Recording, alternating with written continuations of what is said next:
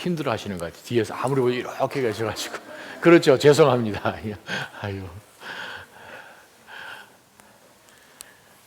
정말 감사한 것은 제거기가 또 빨리 이렇게 회복되어서 너무나 감사한데, 우리 이정희 집사님 어떻게 제거기 요즘 어떻게 지내고 있는지 한번 잠깐 근황을 얘기해 주시면 좋겠습니다.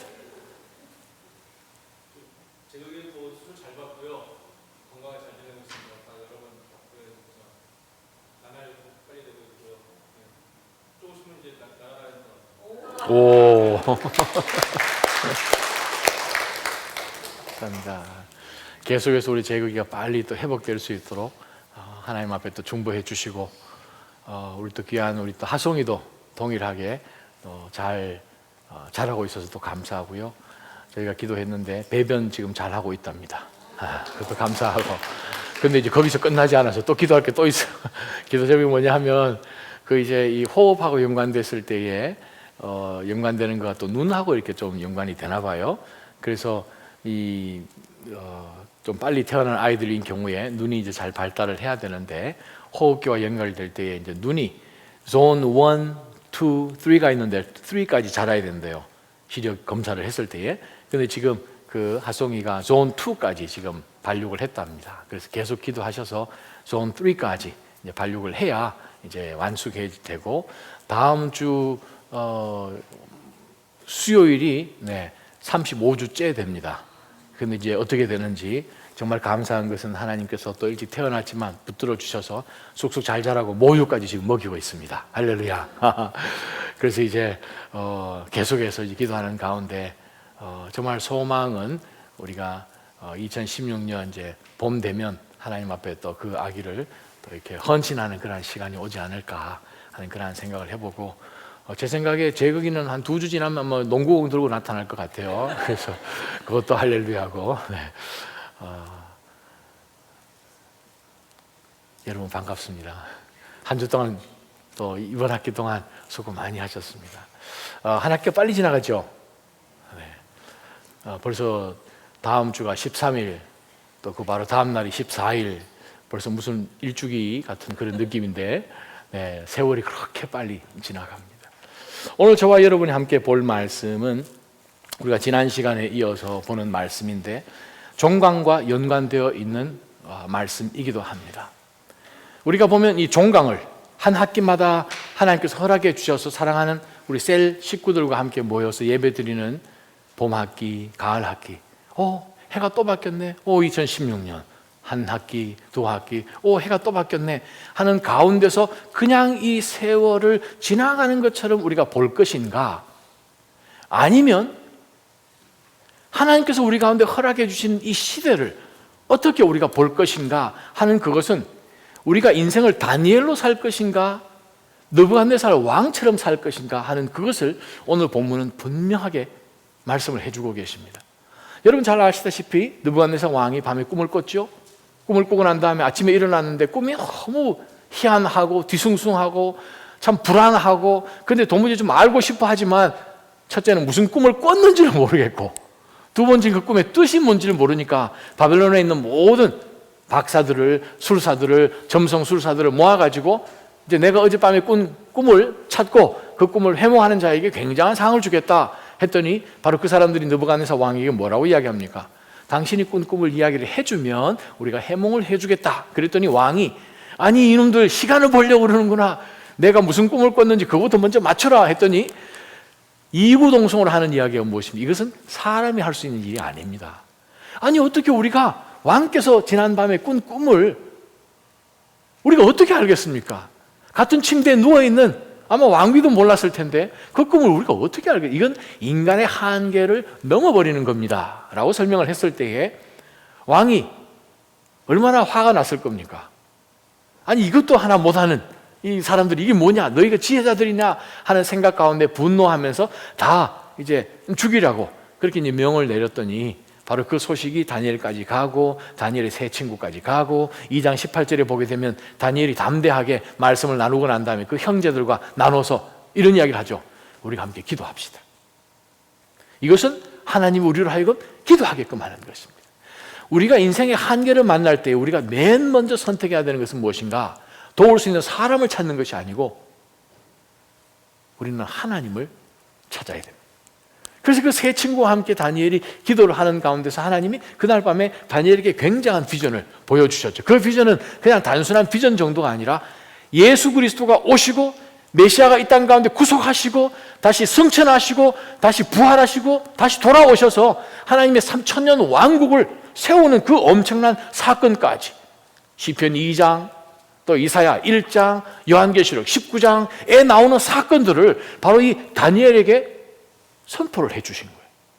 그것을 오늘 본문을 들여다보면서 우리가 오늘 마지막 셀 종강 예배 가운데서 우리가 하나님이 허락해 주시는 이 시간들을, 시대들을, 또 학기들을 우리가 어떻게 보내야 하는가를 한번 보기를 원합니다. 먼저 우리가 31절부터 한번 보기를 원합니다. 31절부터 35절까지입니다. 한 목소리를 한번 읽어보겠습니다. 오 왕이여, 시작. 오 왕이여, 왕께서는 어떤 커다란 신상을 보셨습니다. 왕 앞에 빛이 찬란한 신상이 서 있었는데 그 모습이 무시무시했습니다. 신상의 머리는 순금이고 가슴과 팔은 은이며 배와 허벅지는 청동이며 종아리는 쇠며 발은 쇠와 진흙이 절반씩 섞여 있었습니다. 왕께서 보고 계실 때 아무도 손대지 않으셨는데 돌 하나가 날아오더니 쇠와 진흙으로 된 신상의 발을 쳐서 부숴버렸습니다. 그러자 쇠, 진흙, 구리, 은, 금이 함께 산산조각 나서 여름철 타작 마당 위에 겨처럼 되더니 바람에 날려 흔적도 없이 사라졌습니다.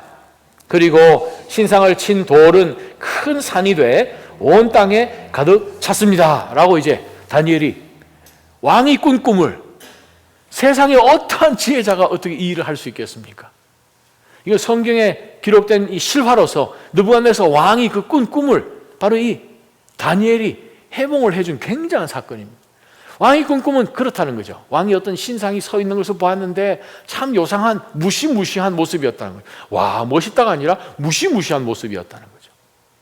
머리가 있는데 그것은 금으로 만들었고 어깨와 팔은 은으로 만들었고 배와 또 허벅지는 청동으로 만들었고 종아리와 발은 쇠와 또 진흙으로 섞여져 있는 것이 발로 되어 있는 그 무시무시한 신상이 하나 이렇게 서 있는 것을 보았는데 이게 도대체 무엇인가 하는데 어느 한 곳에서 뒷부분에 보게 되면 사람의 손으로 만들지 않은, 손이 되지 않은 어떤 돌이 하나 날라오죠. 35절에 돌이 하나 날라와서 그것을 부셨는데 발부터 위에서부터 다 허물어지는 정도가 아니라 그것이 타작마당에 슉 날리는 겨처럼, 연기처럼, 바람처럼, 먼지처럼 돼서 흔적도 없이 사라지고 그 다음에 일어난 것이 뭐냐 하면 그 조그맣게 그 신상 발 부분을 부셔뜨렸던 그 조그만 돌이 산이 되어서 엄청나게 온 지면에 가득한 것을 다니엘이 얘기를 해 주었어요. 이제 그 다음에는 문제가 이제 해석이죠. 이거 어떻게 해석을 할 것인가? 바로 그 36절부터 다니엘의 해몽이 이제 바로 들어갑니다. 36절, 37절, 38절까지 읽어봅니다. 이것은 시작. 이것은 왕의 꿈입니다. 이제 왕께 그 꿈을 해몽해 드리겠습니다. 오 왕이여, 왕께서는 왕 가운데 위대한 왕이십니다. 하늘의 하나님께서 왕께 나라와 권력과 능력과 영광을 주셨습니다. 사람과 들판의 짐승과 하늘의 새와 그들이 사는 어느 곳이든 모두 왕의 손에 주셔서 왕으로 하여금 모두 다스리게 하셨습니다. 곧 왕이 금으로 된 머리이십니다. 자, 거기까지 이야기를 하면서 다니엘이 느부갓네살 왕이요, 바로 당신이 금입니다. 금이 최고죠. 신상 가운데서 머리가 있는 부분이 금으로 되어 있으니까 아마 그 이야기를 들었을 때에 아마 어깨가 으쓱했는지 모르겠습니다. 그렇지, 내가 금이지? 당신은 금이십니다. 당신에게 하나님께서 모든 공중에 나는 새부터 시작하여서 짐승들까지 권세와 권력과 능력을 하나님께서 당신에게 주셨습니다. 라고 했더니 어깨가 이제 으쓱 올라갔어요. 19절부터 보겠습니다. 19절 함께 읽어봅니다. 시작. 왕 뒤에 다른 나라가 세워지지만 그 나라는 왕의 나라보다 못합니다. 당신이 죽고 나면 이 왕국이 사라지면 그 다음에 나타나는 그 나라는 왕보다는 못한 나라가 들어온다는 거죠. 자, 느부갓네살 왕이 통치를 43년을 하고 난 다음에 죽게 되죠. 그가 죽고 나면 562년에 그의 아들이 왕위를 가지고 가게 됩니다. 에빌 메로독이라는 그 왕이. 근데 그가 통치하는 기간 가운데서 바벨론 곳곳에서 폭동이 일어나고 크게 두 번의 이 암살 위협을 받으면서 반란이 일어납니다. 그러고 난 다음에 이 느부갓네살 왕의 딸의 아들이죠. 손주 벨사살 왕이 왕위를 잇지만 이미 그때는 느부갓네살 왕을 통하여서 누렸던 그 모든 영화는 완전히 쇠퇴해버리고 도덕이며 모든 것이 땅바닥에 떨어지게 됩니다. 그 가운데서 우리가 다니엘서 5장을 보게 되면 정말 이 바벨론하고는 여러 가지 면에 있어서, 문화적인 면에 있어서, 권력이나 통치 면에 있어서 도무지 비교할 수 없는 Mede and Persia, 메대와 바사란 나라이죠. 다니엘서 5장에 가게 되면은 벨사살 그 왕이 느부갓네살의 손주가 술을 마시고 여호와의 전으로부터 가져왔던 금 잔에다 술을 마시면서 내가 신보다 더하다, 내가 여호와보다 더하다 그러면서 이스라엘의 하나님을 욕하고 자기의 높음을 자랑하는 가운데서 손이 나타나잖아, 그죠? 손이 나타나서 벽에다가 이상한 글씨를 쓰게 됩니다.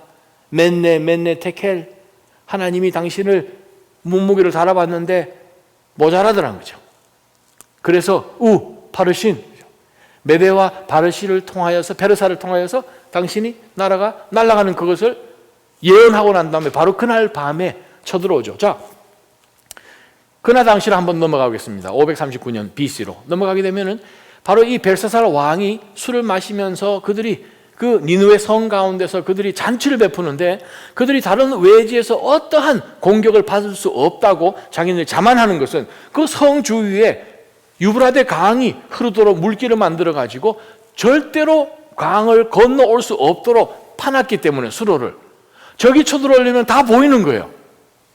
그러한 가운데서 왕궁 깊숙한 가운데서 그들이 즐기고 하나님을 욕하는 가운데 메대와 파사, 메대는 지금의 아라비아 북쪽이죠. 이라크 북쪽에 있는 산악지대의 사람들입니다. 미디안들이죠. 그 사람들이 그 정치며 이러한 이 고위 관리는 메대 사람들이 합니다. 미디언스. 페르시아 사람들은 군사력을 자랑했습니다. 그 두 족속들이 힘을 합쳐가지고 유브라데 강물을 돌려가지고 강이 니느웨 성 주변으로 흐르지 못하도록 물길을 한밤중에 돌립니다. 그러고 난 다음에 군대는 그냥 마른 땅에 진군을 해 들어가서 성문을 통과하여서 성 안에 들어갈 때까지 적군이 쳐들어오는지를 역사는 기록하기를 몰랐다는 거예요. 무혈진압입니다. 그래서 그날 저녁에 그냥 나라가 싹 바뀐 거예요. 느부갓네살 왕은 절대적인 이 전제 군주로 그의 말이 법이었습니다. 근데 미드와 페르시아의 고레스는 그 정도의 권력을 못했습니다. 나라에 국법이 있으면 국법 밑에 왕도 그 밑에서 꼼짝을 자기가 이야기하면은 그것을 자기가 바꾸지 못하는, 느부갓네살 왕과 비교할 때는 상상할 수 없는 축소된 권력을 가진 미드와 바사의 제일 첫 왕인 고레스가 어깨와 팔로 표현된 그 나라가 들어가는 거예요. 아마 그 왕도 굉장히 나중에 놀라죠. 왜냐하면 이사야 45장 1절, 2절, 3절에 보게 되면 고레스 너는 나의 종이라, 네가 나의 백성들을 나의 본향으로 돌이키게 하리라 하는 그 이름을 200년 전에 이사야를 통해서 예언을 했으니까 고레스가 왕이 되고 난 다음에 아마 이사야서를 봤을 때 얼마나 놀랐을까요? 자기 이름이 거기에 적혀 있으니까. 바로 그 고레스가 Cyrus the Great, 바로 그 고레스가 이 미드와 파사를 이끌면서 나라를 새로 세우게 되죠. 그것이 바로 느부갓네살이 통치하였던 바로 신바벨론을 무너뜨리고 제국이 됩니다. 자, 그 다음에 연결돼서 말씀을 봅니다. 39절 하반절입니다. 그 다음에 나타날 시작. 그 다음에 나타날 세 번째 나라는 청동의 나라로 온 세상을 다스릴 것입니다. 청동의 나라.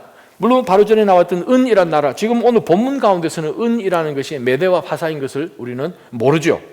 이게 진짜 메대와 파사인가 모르는데 우리가 5장 다니엘에서 하나님께서 다니엘에게 말씀해 주시는 28절, 31절을 볼 때 바로 이 은, 해당되는 어깨와 팔에 해당되는 제국이 메대와 파사인 것을 하나님께서 직접 설명을 해주시죠. 그 바로 연결되는 나라는 또 무슨 나라입니까? 알렉산더 대왕이 등장하는 그리스란 나라죠. 그 그리스란 나라가 정말 굉장한 힘으로 동방과 서방을 다 점령을 하고 정말 빠른 속도로 인도까지 그 당시에 알려져 있는 모든 제국을 다 점령을 하는 것이 그 다음에 나타나는 강력한 나라입니다. 청동의 나라로 온 세상을 다스립니다. 그러고 난 다음에 그 나라도 영원했는가? 40절부터 43절까지 함께 읽어봅니다. 40절부터 43절 시작.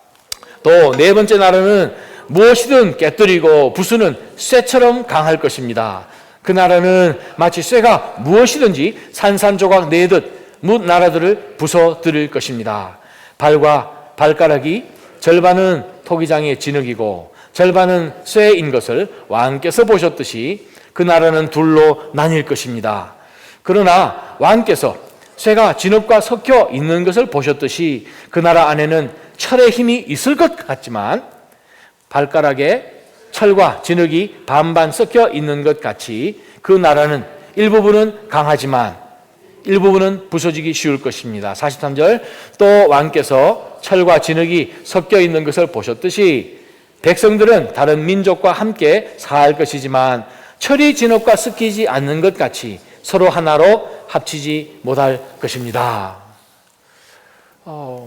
지난 20세기에 가장 유명한 기독교 역사학자 중에 한 사람이 존 C. 위컴이라는 교수죠. 프린스턴 교수인데 그분이 말씀하기를 여기에 나와 있는 말씀 정말 어떤 방향으로 정치를 보든 문화를 보든 경제를 보든 민족 모여져 있는 것을 보든 정확하게 역사 가운데서 성취된 것을 본다라고 이야기를 했습니다. 제일 마지막에 등장하는 이 철의 나라, 도대체 이 나라는 무엇인가? 여러분 너무나 잘 아시는 로마 제국이죠. 정말 그 군사력은 얼마나 굉장합니까? 정말 쇠가 부시지 않을 것이 뭐 있겠습니까? 굉장한 힘으로 온 세계를 다니면서 정말 길은 로마로 향하는 것처럼 굉장한 것을 그들이 힘을 발휘를 하지만 나중에 복음이 전해지고 난 다음에 조금 지나서 395년 AD가 되게 되면 데오두시아누스 그 황제 죽고 나서 그 두 아들 때문에 여러분 잘 아시는 동방제국과 서방제국이 나누죠. 절대 합쳐지지 못하죠. 동방, 서방제국, 동로마, 서로마가 나뉘죠. 그러고 난 다음에 유럽 쪽에 해당되는 서로마는 북쪽에 있는 고스족, 여러분이 세계사에서는 게르만족으로 배웠죠. 정말 그 바베리안, 그 게르만족들이 내려와서 서로마 제국과 그 동로마 제국이 쫙 갈리면서 나중에는 로마 자체가 사라지게 되죠. 476년에 나뉘고 난 다음에 절대 합쳐지지 못하고 사라지고, 그러나 재미난 것은 이 로마 제국에서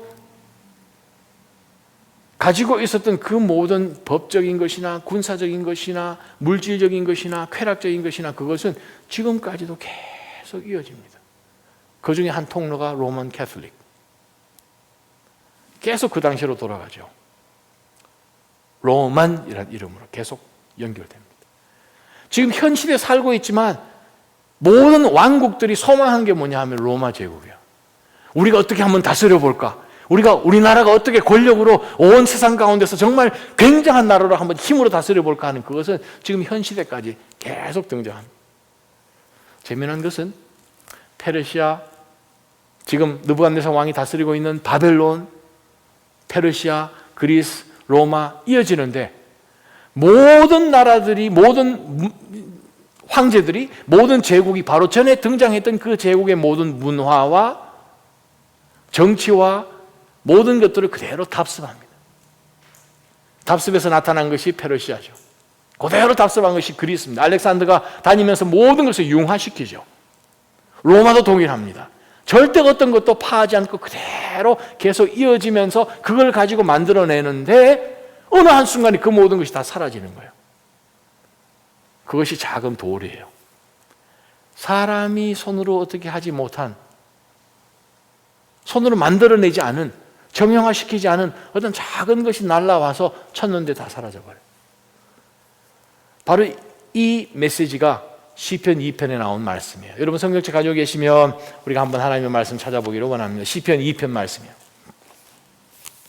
시편 2편 1절부터 12절까지인데 9절 말씀이 우리가 초점을 둘 말씀이기도 합니다.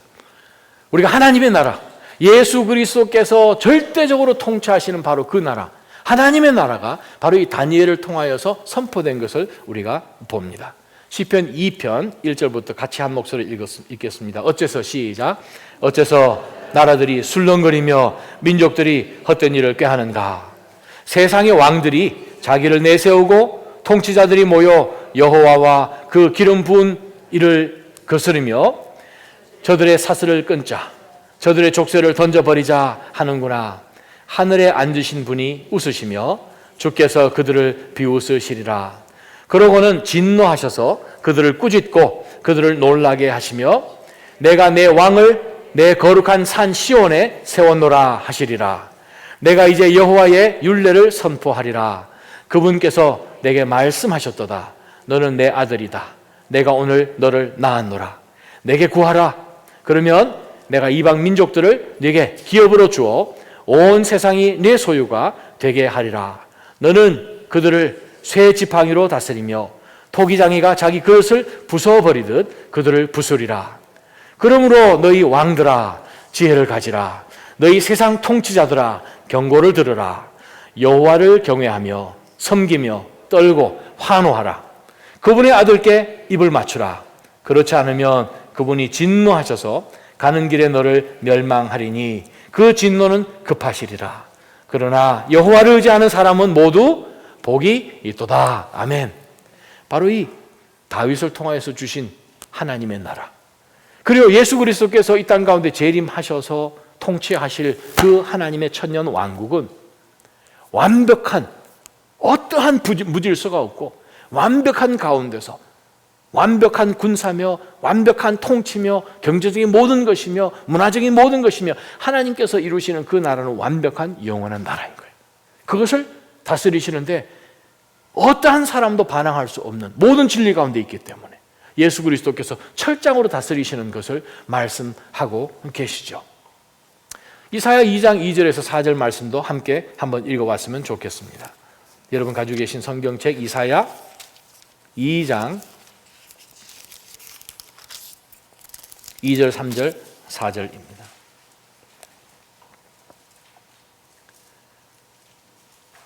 성경책 가지고 계시면 함께 읽습니다. 마지막 날의 시작. 마지막 날에 여호와의 성전이 있는 산이 산들의 머리 위에 우뚝 서고 언덕들보다 높이 솟아 모든 민족들이 그리로 물밀듯이 몰려올 것이다. 많은 백성들이 오면서 말할 것이다. 자, 올라가자. 여호와의 산으로, 야곱의 하나님의 집으로. 그분이 우리에게 그분의 길을 가르쳐 주실 것이니 우리가 그분의 길을 걸어가자. 율법이 시온에서 나오고 여호와의 말씀이 예루살렘에서 나온다. 그분이 민족들 사이에서 재판하시고 많은 백성들을 중재해 판결하실 것이니 그들이 자기 칼을 쳐서 쟁기를 만들고 창을 쳐서 낫을 만들 것이다. 민족이 민족에 대항해 칼을 들지 않으며 군사훈련도 다시는 하지 않을 것이다. 그리스도께서 다스리시는 완벽한 나라, 평화가 있는 나라, 또한 영원한 나라를 말씀하십니다. 그러고 난 다음에 그 이야기를 들었던 바벨론의 느부갓네살 왕이 얼마나 속 시원했겠어요. 자기가 무슨 꿈을 꿨는지, 꿈을 꿀 때도 이게 도대체 뭔지 몰랐는데 꿈까지 찾아내고 그 꿈을 기가 막히게 역사적으로 해몽을 해 주었더니 그 다음 말씀에 보니까 느부갓네살 왕이 정말 일개의 이방에서 포로로 끌고 온 이 청년 다니엘 앞에 무릎을 꿇고 엎드렸다, 그렇게 표현하죠. 정확한 표현은 코를 땅에 댔다, 그 뜻입니다. 제국의 제왕이 다니엘 앞에서 코를 땅에 대고 엎드린 거예요. 그리고 이 다니엘에게 굉장한 상급, 그죠? 예물과 향유를 바쳐라. 그러고 난 다음에 그 다니엘을 온 이 다니엘이 살고 있던 그 바벨론 땅을 다스리는 총리로 승격을 시켜주셨어요. 그러고 난 다음에 그로 하여금 모든 권한을 줘서 다니엘이 정말 왕 대리인처럼 통치할 수 있는 굉장한 권한을 줬어요. 마지막 구절을 보니까 다니엘은 의리가 있었어요. 근데 그 의리는 그냥 우리 인간적인 의리를 넘어가는 것을 우리가 보는 것은 다니엘이 왕에게 요청을 합니다. 왕이요, 참 감사한데 청을 하나 들어주십시오. 사드락과 메삭과 아벤느고가 있는데 바로 이 세 친구를 기억해 주십시오. 그랬더니 느부갓네살 왕이 이 세 친구에게도 동일하게 굉장한 지역을 맡아 다스리는 총독으로 만들어 준 것이 2장 마지막 본문의 끝입니다. 이야기는 굉장히 단순할 수 있는 이 본문 가운데서 우리가 삶 가운데 적용해야 될 내용이 세 가지가 있어요. 그것이 무엇인가? 이미 다니엘은 지금으로부터 2560년 전 사람입니다. 그때 이미 페르시아 쳐들어와서 바벨론을 무너뜨릴 것이고, 그 다음에 따라 나오는 그리스가 페르시아를 무너뜨릴 것이고, 그 다음에 로마가 나타나서 무너뜨리고, 영원할 것 같은 로마가 1000년을 다스리지만 또 사라지고 중세를 지나고 난 다음에 굉장한 흑암 가운데서, 그러나 다시 한번 복음을 통해서 하나님의 나라인 것을 깨닫도록 하는 그 메시지가 2500여 년 전에 선포가 됐는데, 그만큼 우리는 하나님의 나라에 가까이 온 거예요. 그게 첫 번째 우리가 붙들어야 될 영적인 교훈입니다. 예수님이 오셔서 재림하실 것을 말씀하셨어요. 그러시고 난 다음에 아직까지 재림을 안 하신 지가 2000년이, 그만큼 언제가 하나님께서 우리를 부르실 그 시간이, 공중 재림하실 그 시간이 언제인지는 모르나 주님도 모르시는 말씀이라고 분명히 사도행전 1장 6절 7절에 말씀하셨잖아요. 예수님도 모르세요. 마태복음 25장 예수님도 모르세요. 그러한 가운데서 예수님이 선포하신 그 하나님의 나라, 언제 도래할지 모르는 그 하나님의 나라가 그만큼 우리가 2000년 가까워졌다는 거죠. 한 학기가 지나가면 가을 학기 지났네가 아닌 거죠. 한 학기만큼 더 예수님께서 오실 그날만큼 가까이 다가가는 거예요. 우리가 붙들어야 될 첫째 영적인 교훈은 무엇인가 하면, 우리가 영원한 하나님 나라의 시간표를 받아야 돼요. 우리가 매년 살아가고 있는 2015년, 그 다음에 2016년, 바벨론이 있고 페르시아가 있고 그리스가 있고 로마가 있고 그냥 넘어가는 이런 시간적인 개념이 아니라 하나님의 나라예요. 우리가 어느 시점 가운데 있든지, 비록 바벨론 시대에 살았지만 다니엘은 어떤 믿음으로 살았는가? 하나님의 나라의 믿음으로 살았다는 거예요. 바벨론의 관점 속에서 살지 않았어요. 그는 조금만 지나면 페르시아가 쳐들어옵니다. 그는 물론 자기 눈으로 페르시아 왕국도 보았고, 페르시아 초대 왕인 고레스 밑에서 섬겼고, 다리온 밑에서 섬겼으니까 자기 눈으로 직접 메대와 파사를 보았죠. 그 왕국에서 자기도 동일하게 섬겼지만 그는 절대로 이 시대 속에 있는 시간 속에 살지 않았다는 거예요. 사랑하는 믿음의 성도 여러분, 우리는 2015년에 사는 게 아니에요. 피지컬리는 물론 2015년에 살죠. 피지컬리는 물론 바벨론 시대에 살고 있죠. 그러나 우리가 정말 놓치지 말아야 될 것은 무엇인가? 그것은 하나님의 나라 신앙이라는 거죠. 주님 재림하시는구나. 그 말은 주님이 언제 재림하셔도 괜찮습니까? 라는 그 질문에 우리가 자신이 있어야 되는 거죠. 예수님이 만에 하나 우리가 오늘 저녁에 부르는 찬양 가운데 그냥 공중 재림하시면 어떡하실 거예요? 다행인 것은 우리가 금요 예배 나왔다는 거죠. 할렐루야. 어느 다른 시점 가운데서 예수님 재림했는데 어떻게 할 거예요? 정말 항상 우리는 마음에 거룩한 슬기로운 다섯 처녀처럼 준비되어 있는 믿음으로 우리가 재림 신앙을 갖지 않으면 우리는 그 시대의 풍조에 파묻혀버려요. 또 한 해가 가는구나. 바벨론 제국도 사라졌지. 그러면 뭐 미디어와 파사에서 살면 되지 뭐. 없어졌어? 그럼 알렉산더하고 같이 살면 되지 뭐. 없어졌어? 박스 로마나 살면 되지 뭐. No. 그것은 하나님의 나라가 아닌 거예요. 우리의 믿음은 다시 오실 예수 그리스도, 주님이 다스리실 천연 왕국에 있는 영원한 하나님의 나라에 있는 거예요. 바로 그 재림 신앙을 우리가 절대로 놓쳐서는 안 된다. 바로 그것을 이미 다니엘은 가지고 있었던 것을 기억하시기 바랍니다. 두 번째, 우리가 잊지 말아야 될 두 번째 영적인 신앙은 무엇인가요?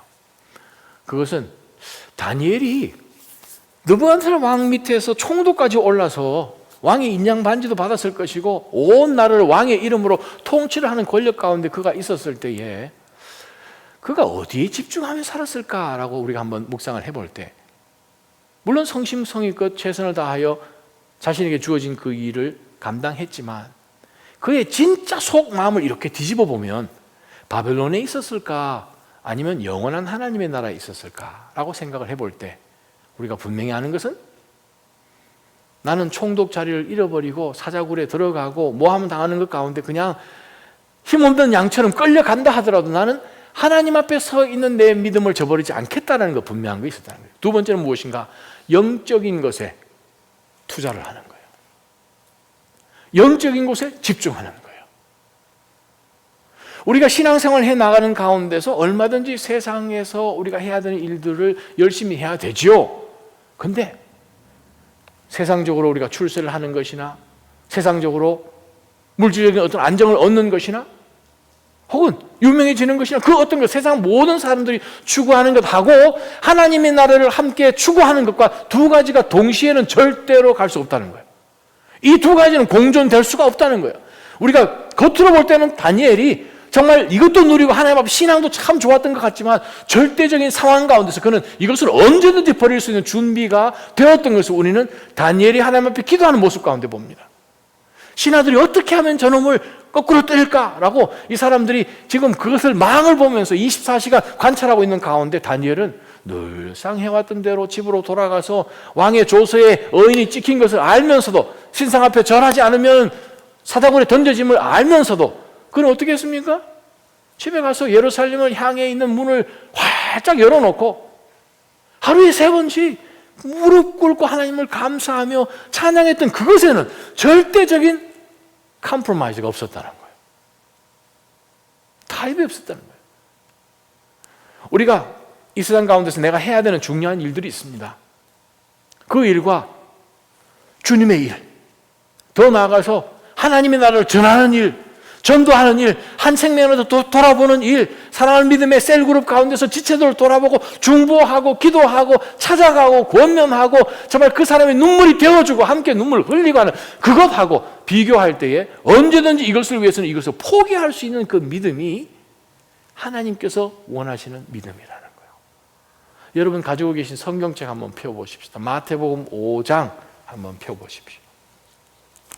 예수님의 산상수훈에 해당되는 말씀이지 않습니까? 바로 그 말씀 가운데서 예수님께서 우리에게 명령을 주신 것이 있습니다.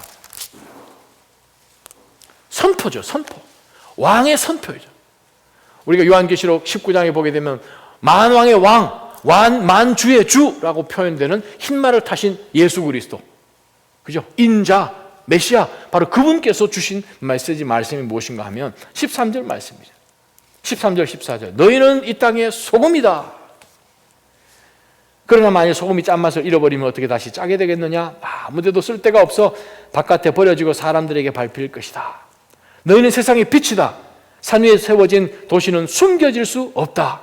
등잔을 켜서 그릇으로 덮어두지 않고 등잔대 위에 두어서 그 빛을 온 집안 사람들에게 비추는 것과 같다. 이와 같이 너희도 너희 빛을 사람들에게 비추라 라고 예수님께서 명령하셨다. 너희는 세상의 소금이다. 소금이 짠맛을 잃으면 어떻게 하겠느냐? 가서 소금 역할을 하라. 너희는 세상의 빛이다. 빛 역할을 하라는 거죠. 소금이 다른 사람과 연결돼서 자기가 소금인지는 모르는 거예요. 나 설탕이야. 그러고 막 비비는 거죠. 그렇게 되면 어떻게 되겠습니까? 나는 어둠이야. 나 이 세상하고 잘 블렌딩 돼. 얼마든지 나는 내 믿음은 아주 크기 때문에 뭐든지 다 용납할 수 있어. 그래, 나도 당신들처럼 어울릴 수 있고 불금 할 수 있어. 불금, 불곰이 아니고 불금. 무슨 뜻인지 아시잖아요. 무슨 뜻이죠? 불타는 금요일. 불금 할 수 있어? 절대로 두 개는 같이 갈 수가 없어요. 물론 이거 중요합니다. 예수님 이거 버리라고 말씀을 하지 않으셨어요. 이것 가지고 염려하지 말라는 말씀을 하십니다. 6장에 가서 내가 무엇을 할까? 무엇을 먹고 무엇을 마시고 무엇을 입을고 이 무엇을 할까 하는 염려에 대한 얘기는 쭉 말씀하세요. 여러분 성경책 펴셔서 가장 중요한 단어 한 단어를 여러분이 찾으시기를 바랍니다. 마태복음 6장 33절.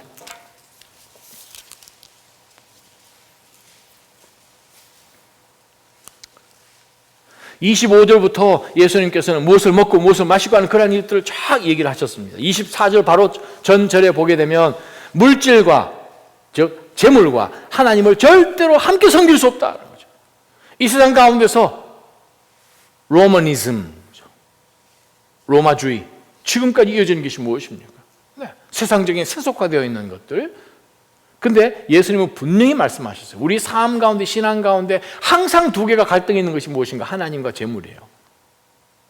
재물 때문에 우리의 건강도, 자녀도, 내 자신도 얼마든지 희생시키고자 하는 것이 우리 생각인데, 예수님께서 말씀하시기 25절부터 32절까지 너무 염려하지 말고 이방 사람들이 추구하는 것, 그런 거 추구하지 말라. 하나님께서, 하늘에 계신 네 아버지께서 다 아신다, 공급하신다 라고 말씀하시면서 33절 함께 읽습니다. 이 모든 시작, 오직 시작. 오직 너희는 먼저 그 나라와 그 의를 구하라. 그러면 이 모든 것도 너희에게 더해 주실 것이다. 자, 33절에서 제일 중요한 단어 한 단어 딱 찾으십시오. 할렐루야. 먼저예요. 구하세요. 찾으세요. 다니엘도 열심히 찾았어요. 다니엘도 열심히 바벨론 섬겼고 왕 밑에서 힘을 다해서 열심히 성실하게 왕궁에서 아침부터 밤까지 일했을 거예요. 절대 게으름 피지 않았을 것입니다. 주어진 맡겨진 일들을 잘 감당했어요. 먼저 하나님의 나라예요. 먼저 하나님의 의, 스탠더드. 그것을 구하는 거죠. 그거 구하면 나머지는 하나님이 하실 일. 하나님이 하실 일을 네가 하지 말라는 거죠. 왜? 우리가 하나님이 하실 일을 할 수가 없기 때문에 그렇습니다. 어떻게 느부갓네살 왕이 꾼 꿈을 알 수 있어요? 어떻게 요새 해몽할 수 있어요? 정말 한 트럭도 검게 할 수 있습니까? 근데 예수님이 이렇게 말씀하십니다. 먼저 그의 나라와 그의 의만 구해라. 먼저 priority예요. 이 세상 살아가는 가운데서 가장 중요한 것은 무엇인가? 내가 영혼에 투자를 해야 되는구나 하는 그것을 놓치면 우리는 어느 순간에 이 시대에 흐르는 시조와 제국의 흐름 따위에서 우리가 쓸려가게 된다는 거예요. 사랑 믿음의 성도 여러분, 이번 겨울 방학이 우리에게 주어진 것은 물론 쉼을 주시는 것이죠. 근데 방학이 아니죠.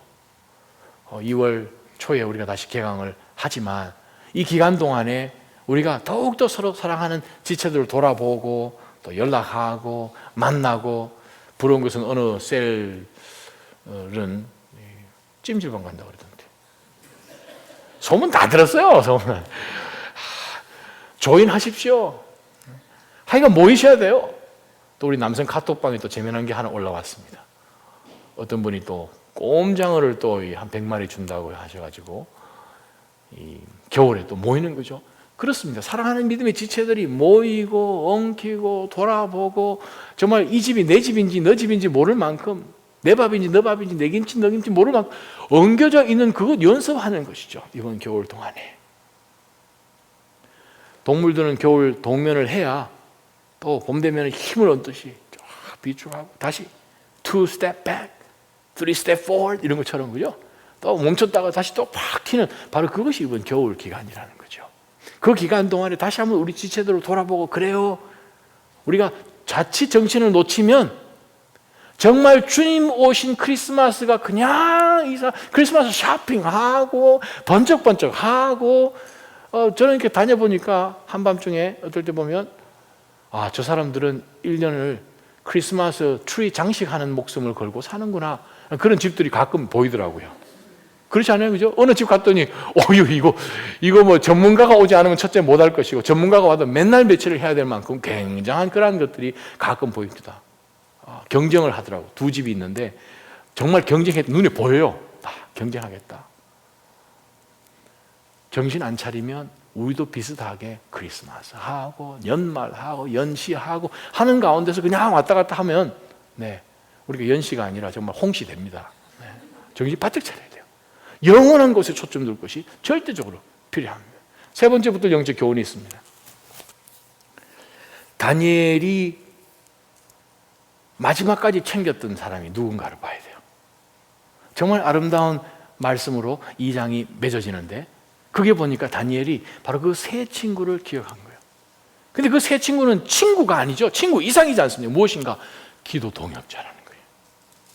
기도 동역자. 여러분, 정말 여러분의 기도를 마음대로 나눌 수 있고 그 사람 앞에서 얼마든지 여러분의 부끄러운 것이며 또 상대방도 동일하게 그것을 나눌 수 있는 기가 막힌 기도 동역자들을 여러분이 찾고 또 그 기간 동안에 방학 동안에 어울리고 하는 것을 통해서 영적으로 잘 짜여져 있는 그 시간이 되기를 주님의 이름으로 축원합니다. 겨울에 핀란드나 이런 데 있는 나무들, 아주 비싼 제목으로 쓰는 그런 나무들은 겨울에 성장을 하잖아요. 여름에 쑥쑥 자라는 나무는 절대 제목으로 쓰지 않습니다. 추운 지방에 있는 나무들, 나이테가 촘촘하고 그때 통통하게 자라는 바로 그러한 나무들을 통해서 귀한 나무를 쓰잖아요. 그런 데서 오는 나무들은 길게 아무리 잘라도 굽어지지가 않는다 그러잖아요. 왜? 한겨울에 조금씩 자라니까. 그래요. 정말 인생의 겨울을 지나는 것 같은 그러한 시점 속에서 기도의 동역자로 모여가지고 사드락과 메삭과 아벳느고가 이 다니엘하고 엉켜져서 기도하고 하는 그것으로 인해서 정말 이 시너지 효과를 내는 그것은 우리 셀 안에서 할 수 있는 몇 안 되는 일 중에 하나라는 거죠. 만약에 아직까지 기도 동역자를 못 찾으셨다면 다시 한번 간절히 여러분에게 권면합니다. 꼭 찾으시고 기도 제목 나누시고 찾아가시고 모이기만 하면 손 붙들고 기도하고 그래서 정말 하나님께서 응답해 주시는 그것이 신이 나서 재미가 나서 다른 거는 아유 너무 시시해지는 저기 밑에 랜덤 무슨 아울렛에서 뭐가 했다 그거 시시해지는 Buy one get three free 해도 시시해지는 그러한 믿음이 저희 낮아진 교회에 있었으면 좋겠어요. 무엇 때문에? 하나님이 기도 응답해 주시는 살아계신 하나님이시라는 것을 여러분의 레벨 속에서 만나게 되면 달라집니다. 저는 감사한 것은 또 간구하는 것은 저희 2015년에 하나님께서 기도할 제목들을 저희 교회에 많이 주셔서 정말 감사해요. 저는 감사한 것이 본문을 통해서 느부갓네살 왕이 일찍 꿈을 꿔서 얼마나 감사한지. 다니엘이 바벨론으로 끌려와가지고 있을 때 한참 고생들을 하다가 느부갓네살 왕이 꿈꾼 것이 아니라 아예 그냥 초두에 꿈을 꿔서 높은 지위에 있으면서부터 시작하여가지고 그가 인생길 가운데서 하나님이 하시는 그것을 열어주시는 것을 경험하면서 하나님의 기도 응답을 늘 보면서 나아갔던 그것. 나중에 9장까지 보게 되면 엄청난 사건이 벌어지는 것을 우리가 나중에 보게 되는데 정말 기도의 사람, 이 낮아짐 교회는 정말 기도가 뭔 줄 아는 교회구나 그거예요. 그래서 저희 교회 목사로서 이런 말 하면 좀 그렇지만 하나님 정말 위기들을 주십시오 하는 그러한 기도를 하나님 앞에 합니다. 저희가 기도하지 않으면 도저히 브레이크스루 할 수 없는 그런 위기들을 주십시오. 그래야 저희가 기도를 해야 되겠구나, 기도해야 되겠구나 하는 것을 통해서 응답하시는 그 다른 차원의 하나님 새로 만나겠지요. 그러면 저희 교회는 기도 안 하면 숨을 못 쉬는 교회가 되기를 소원하는 것이 제 마음 가운데 있습니다. 여러분도 동의하십니까? 기도 안 하고 술술 넘어가면 술 같은 교회 되는 거예요. 술술 넘어가면 기도하고 얻고 기도하고 얻고. 제가 마음에 소원 드는 것은 어떤 교회가 하나 있는데 지난 24시간 동안 일어난 일이에요. 가봤더니 주차장도 참 많고 뭐 예배당 아는 어린이 숫자는 저희랑 비슷한데 여기랑 비슷한데 예배 마음대로 하세요. 주중에 언제든지 모이고 싶은 대로 다 하세요. 할렐루야. 렌트는 여기보다 싸요. 하여간 여러 가지 여건적으로 볼 때에 참 아이들이 우리가 지금 차세대 위해서 얼마나 기도합니까? 차세대 아이들이 정말 어디서 하든지 간에 교실이 한 10개쯤 되는 것 같아요. 큼직큼직한 저희 교회 사무실 주는데 레이디 파일러 사이즈 많은 사무실을 주겠답니다. 보고 얼마나 감사했는지요. 근데 문제는 이보다 더 큰 것도 하나님 준비하여 주실 수 있습니다. 문제는 기도 없이는 절대로 하나님 안 주십니다. 기도 없이는 택도 없습니다. 문제는 기도하셔야 된다는 거죠. 우리가 작은 것 하나하나마다 또 크게 건강의 위험이나 자녀의 어떤 것이든지 간에 우리는 기도하고 얻는 것을 겸허하게 배우는 그러한 이번 겨울 방학이 되기를 주님의 이름으로 축원합니다. 우리 이 시간 한번 한 목소리 한번 기도하며 하나님 앞에 나아가십시다. 하나님, 저희가 정신 안 차리면 이 모든 물질주의 가운데서, 인본주의 가운데서 그냥 휩쓸려서 우리가 바벨론 제국에 사는겨? 페르시아에 사는겨? 그리스에? 로마에? 시대만 흘러가는 것에만 우리가 초점 두는 것이 아니라 영원한 하나님 나라, 역사를 주관하시는 하나님 나라에 집중하고 영원한 것에 투자하고 복음을 증거하는 가운데서 하나님 저희로 하여금 정말 깨어서 재림의 신앙을 갖고